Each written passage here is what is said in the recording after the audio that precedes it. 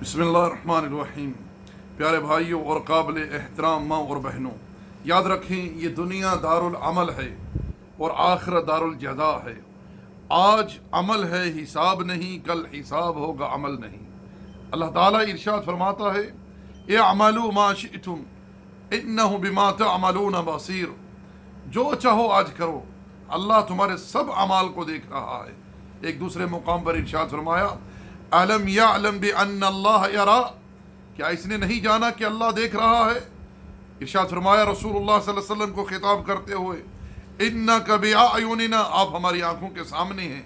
اور ایک دوسرے مقام پر ارشاد فرمایا بلا ان ربہ کان بہ بصیرا، بے شک انسان تیرا رب تجھے ہر پل دیکھ رہا ہے، تو اپنے رب سے مخفی نہیں ہے۔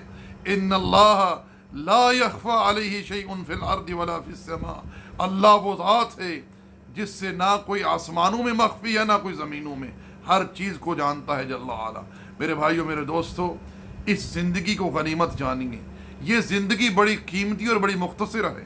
جو نیکی کر سکتی ہے کر لیجئے، فاستبقوا الخیرات، نیکی کی طرف سبقت کیجئے، ورنہ یہ نہ ہو کہ ہم موت کی آغوش میں چلے جائیں، پھر وہاں جا کر تمنا کریں، آرزو کریں کہ اللہ ہمیں واپس بھیج دے۔ اور قرآن اس حقیقت کو یوں بیان کرتا ہے حتی اذا جاء احدهم الموت قال رب ارجعون لعلی اعمل صالحا فیما ترکت، جب موت آتی ہے پھر تمنا کرتے ہیں، آرزو کرتے ہیں اللہ ہمیں دنیا میں بھیج دے۔ کیوں؟ لعلی اعمل صالحا فیما ترکت، جو نیکیاں چھوڑ کر آیا ہوں، جو اعمال چھوڑ کر آیا ہوں وہ سب کر کے آؤں گا۔ جواب ملے گا کلا، ہرگز نہیں، انہا کلمات ہوا قائلها، یہ تو تیرے کہنے کی باتیں ہیں، اتنی لمبی زندگی ملی کچھ نہیں کیا۔